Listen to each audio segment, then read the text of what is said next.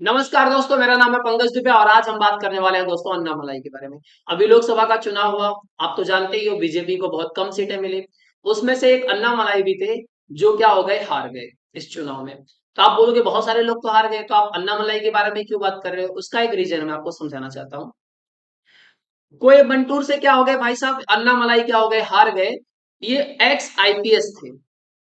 ये क्या थे भैया, एक्स आईपीएस थे। इनकी हार हो गई।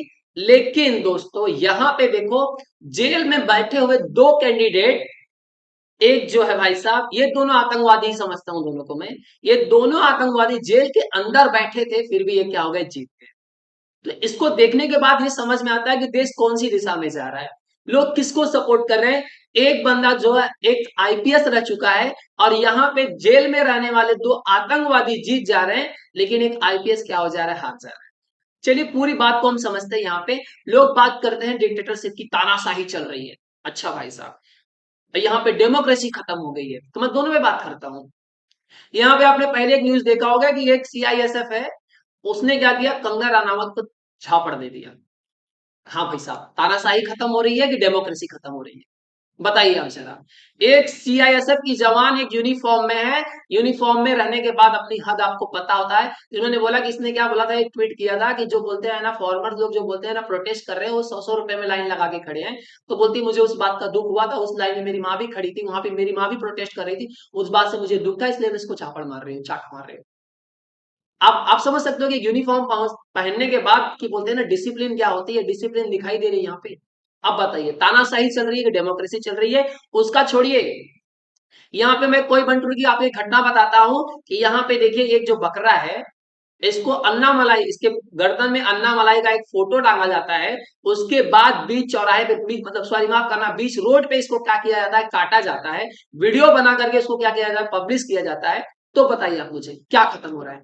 यहाँ पे डेमोक्रेसी खत्म हो रही है कि तानाशाही लग रही है? नहीं है, बताइए ना आप। तानाशाही खत्म हो रही है कि तानाशाही लागू हो रहा है, कि यहाँ पे डेमोक्रेसी खत्म हो रहा है? यहाँ पे क्या दिखाई दे रहा है आपको? तानाशाही दिखाई दे रहा है। ये तानाशाही है। अगर ये तानाशाही होता तो ये सब के सब यहाँ पे दिखाई नहीं देते, ये जेल के अंदर होते।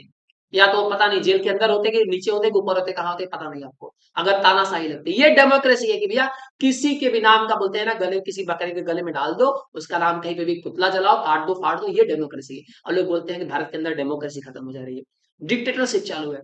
कौन सी तानाशाही चालू है भाई? सीआईएसएफ की जवान बोलते हैं झापड़ मारे जा रही है। रोड पे लोग खड़े होकर के क्या कर रहे हैं भैया, बकरे को काट रहे हैं। उसमें बोलते हैं ना अन्ना मलाई का फोटो डाला जा रहा है, और डेमोक्रेसी खत्म हो रही है दोस्त। अब यहाँ पे देखिए कि एक आईपीएस, एक्स आईपीएस हार जाता है चुनाव में, लेकिन बोलते हैं जेल के अंदर बैठे दो बोलते हैं ना आतंकवादी, वो क्या हो जाते हैं, जीत जाते हैं। मैं आतंकवादी क्यों बोल रहा हूँ, उससे माफ करिएगा मुझे। अब ये क्या है, मैं इनको आतंकवादी क्यों बोल रहा हूँ, ये खालिस्तानी सपोर्टर है। देश को जो तोड़ने की बात करेगा, मुझसे आतंकवादी ही बोलूंगा। देश को जो तोड़ेगा उसको मैं आतंकवादी बोलूंगा। ये भाई साहब बोलते हैं कि मैं पंजाब से ड्रग्स खत्म करूंगा।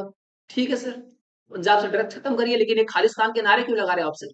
आपका मैं बोलते हैं ना बहुत सपोर्ट करूंगा सर, मैं आपके साथ ही रहूंगा, मैं आपके लिए बोलते हैं ना दुआ करूंगा कि आप बहुत अच्छी तरह से बोलते हैं ना पंजाब से ड्रग्स खत्म कर पाओ। लेकिन सर आप ये प्रो खालिस्तानी का जब नारा लगाओगे तो सर आतंकवादी बोलूंगा आपको।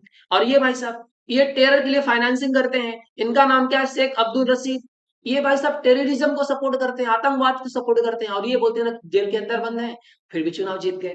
तो मेरे को समझ में नहीं आता कि ये बोलते हैं ना कि लोगों के दिमाग में कौन लोगों को पसंद कौन आ रहा है, हीरो या विलन? देश कौन सी दिशा में जा रहा है कि एक आईपीएस को बोलते हैं ना हरा दिया जाता है, और एक आतंकवादी को जिता दिया जा रहा है? इस पर आपकी क्या राय है? आपको क्या लगता है कि यहाँ पे देश के अंदर तानाशाही चल रही है, क्या डेमोक्रेसी खत्म हो गई है? अपना कमेंट जरूर रिप्लाई देना। आपके मन में क्या चल रहा है प्लीज जरूर कमेंट करना।